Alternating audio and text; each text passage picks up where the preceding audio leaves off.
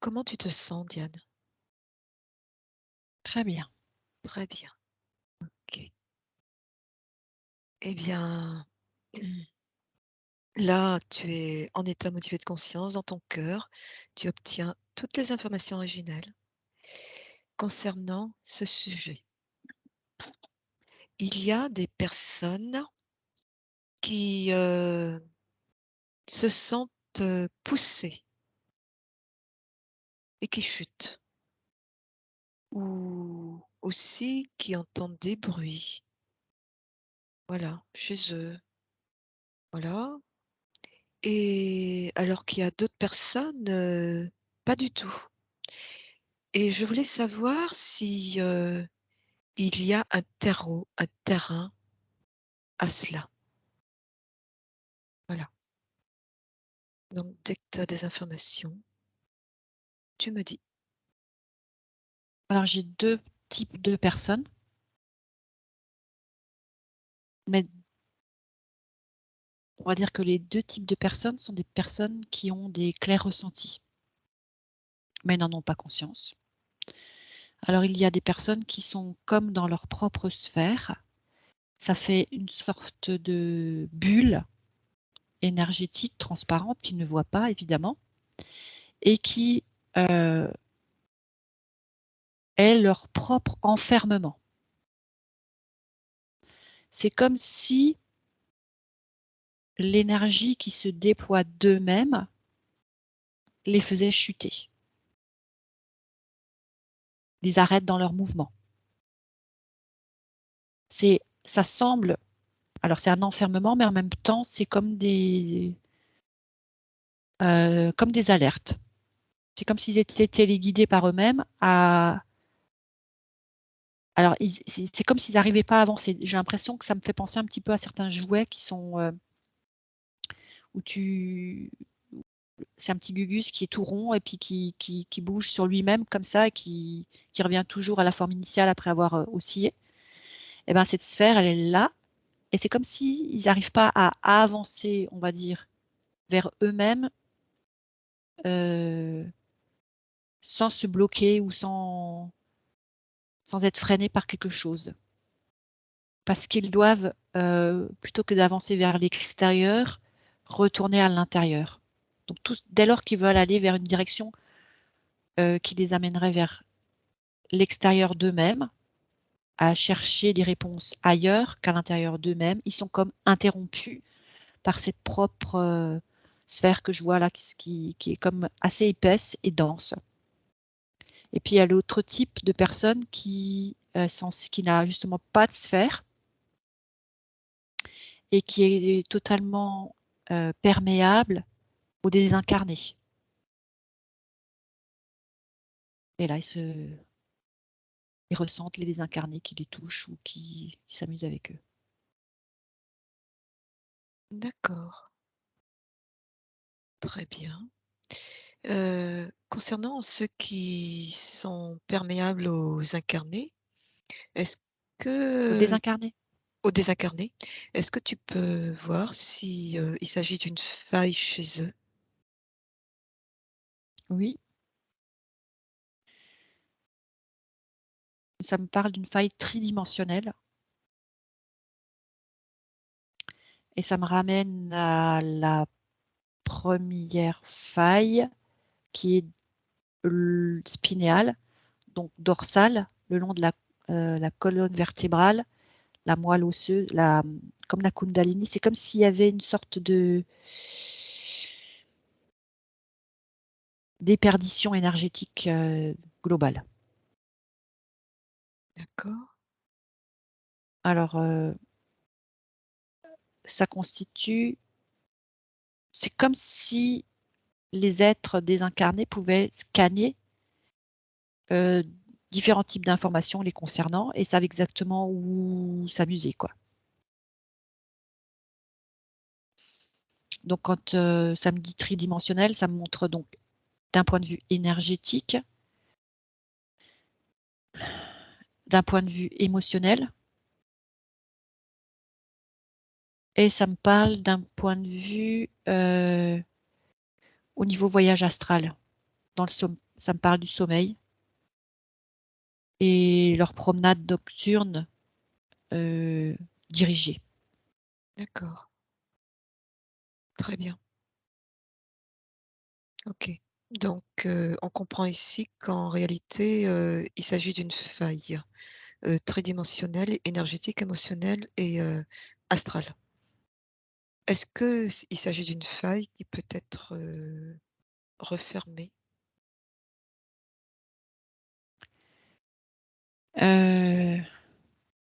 Tout est possible, ça me dit oui, tout est possible, mais dans l'état dans l'état dans lequel se trouve ce type de personne, si la faille était refermée, c'est comme si tu cautérisais une plaie dans laquelle il y a une infection.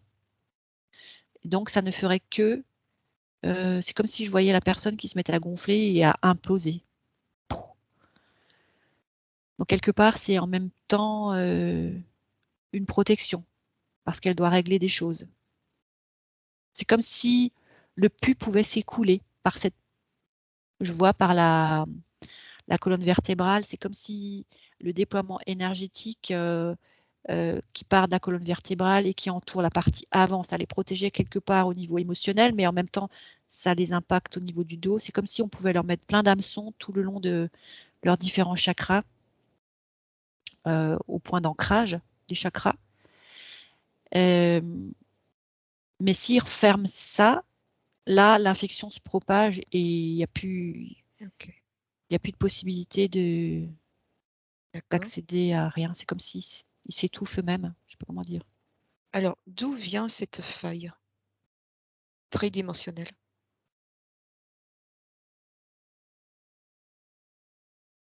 Alors ça me parle, d'un problème organique.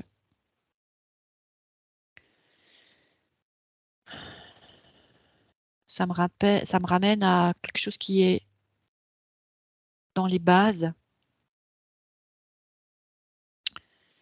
la constitution de base de l'être humain incarné. C'est-à-dire, donc sa matière organique qui est constituée de différents éléments qui sont souillés des mémoires de leurs ancêtres, de ses ancêtres, de de, d'un terreau aussi. Alors, maternel et ou paternel. C'est comme si ce dont ils sont constitués n'est pas un terreau, qui leur permette de générer de la vie. Ils se polluent eux-mêmes. Mais c'est pas de leur propre fait puisque c'est comme si l'esprit rentre dans la matière. C'est la matière à la base qui, si tu veux, qui est corrompue. D'accord. Est-ce que ça voudrait dire que, heu, quelqu'un qui s'incarne, qui se désincarne, s'il revient, s'il se réincarne, il aura toujours cette faille-là, Non, non? pas forcément. Tout dépend de ce qu'il fait, de du matériau dans lequel il habite. D'accord. Alors, est-ce qu'il y a des arbres, générationnels dans lesquels on retrouve précisément ce type de faille?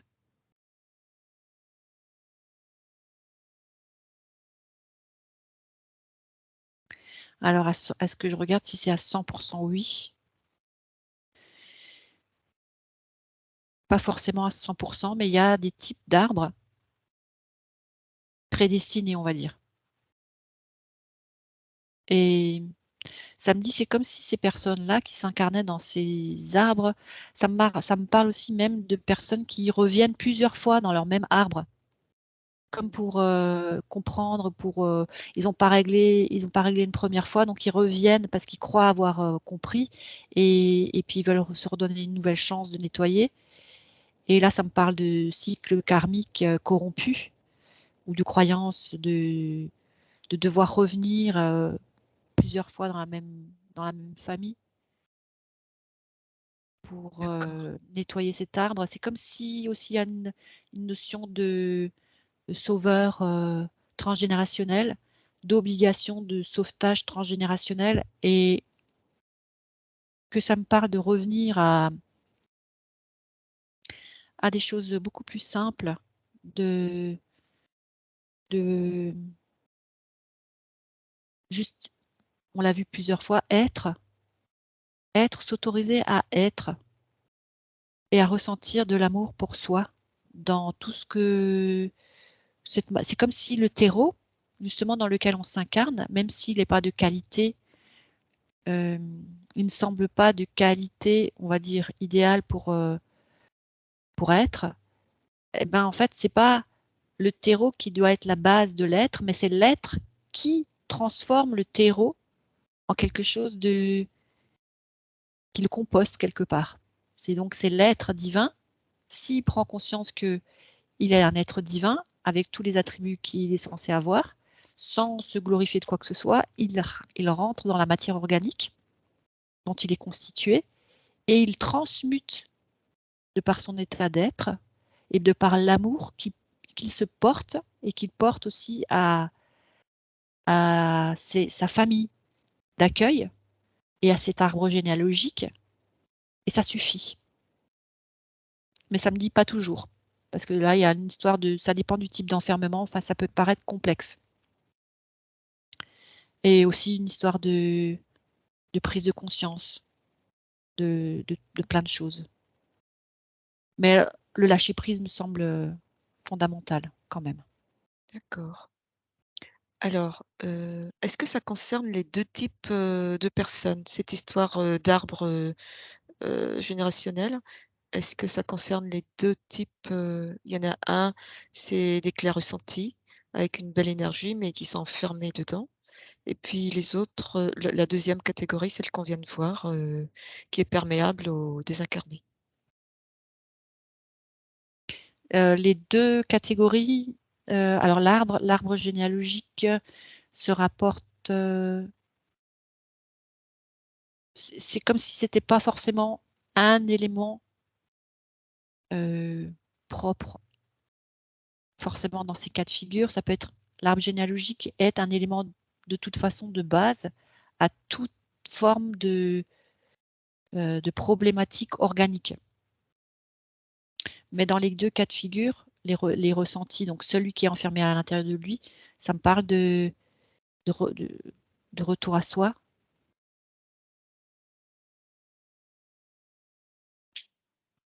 Ça me parle du retour à soi. D'accord. Est-ce que tu peux regarder si, en réalité, il y a beaucoup, beaucoup, beaucoup, ça concerne beaucoup de gens? Pas.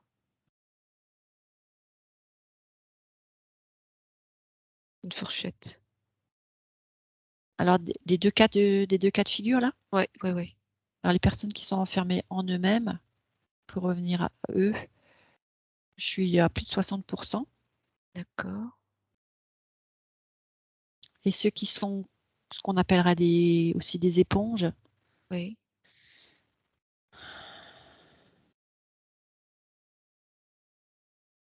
je suis à plus de 40%. D'accord. OK. Est-ce que, il existerait, un point de départ, une origine? Éventuellement lorsqu'un télépathe, veut travailler ce genre de choses, avec son client pour, rétablir, je sais pas si ma question est claire? Est-ce qu'on pourrait partir à une origine, précise lorsqu'on veut travailler ce genre de choses? Ça me parle de déployer ses ailes. Que en fait, c'est de vouloir chercher un point de départ à quelque chose, c'est comme se brûler les ailes, c'est comme empêcher l'information de se déployer, c'est comme contrôler, et que il n'y a pas de point de départ idéal parce que chaque être est unique et que il n'y a pas un mode d'emploi prédéterminé, prédéfini pour telle ou telle session client, que chaque client, chaque personne qui vient avec une problématique est différent et la problématique, elle est différente. Donc on ne peut pas prédéfinir un angle de départ pour aller investiguer. D'accord, C'est faire confiance à ce qui est et ce qui vient, parce que ce qui est et ce qui vient est propre à la personne qui vient consulter, d'accord. unique. OK. Est-ce que lorsqu'on a travaillé avec cette personne, l'information peut être, quand même, prise lorsqu'elle est envoyée dans l'arbre généalogique? Absolument. Est-ce qu'il peut y avoir un effet et lequel? Sur les autres, Sur les autres membres de la famille, ouais, qui ont ce type de problème? en fait, ça me parle de l'intention dans laquelle l'information est envoyée. On envoie une information d'un travail qui a été effectué dans un arbre généalogique sans intention particulière. C'est juste comme un message d'amour qu'on envoie et sans intention particulière de il faut nettoyer ici et là. Donc, voilà ce que j'ai fait. J'ai fait ce travail pour moi. Il peut être utile ou pas, tu décides. Et en fait, je te montre juste ce que j'ai fait et j'envoie ça dans l'arbre généalogique. C'est comme si en fait on envoie une sève d'amour dans cet arbre et la sève d'amour, elle n'a pas d'intention, du coup elle est nourrissante et elle est absorbée par tous puisqu'elle n'a pas l'intention de vouloir sauver ou guérir un autre membre de cet arbre généalogique, mais c'est juste de l'amour qui est envoyé. Et donc cette sève va alimenter chaque branche de l'arbre. D'accord, Et il y a un résultat de toute façon qui se fait sentir. Et je demande si c'est des branches qui tombent. Et ça me dit oui, il y a des branches qui tombent. d'accord. Ça pourrait être, comme par exemple quelqu'un d'autre, qui se débarrasse, naturellement ou qui vient peut-être faire un autre travail aussi? C'est comme si euh, des membres de cet arbre n'ont plus lieu d'être là, dans cet arbre-là, et disparaissent de cet arbre, sont comme une branche tombe, et soit retombent au sol et réalimentées par ailleurs, par autre chose, transformées, transmutées dans un autre cycle, dans un autre schéma. Ça n'appartient plus en tout cas à la personne qui envoie l'information dans l'arbre, et ça n'appartient même plus à l'arbre. D'accord, très bien. C'est celui qui a chuté, qui n'a pas pris l'amour, qui ne fait plus partie de l'arbre. C'est comme s'il n'y avait plus d'accès à cette information-là, il se débrouille. Il n'a pas voulu de l'amour, il n'a pas voulu de l'information, il passe, il fait son choix, il fait son chemin, sans pour autant être rejeté, mais c'est comme s'il c'était lui-même qui se désolidarisait de l'ensemble. OK, et pour, le mot de la fin, qu'est-ce que tu dirais? Bon appétit. Eh bien merci Diane et à bientôt.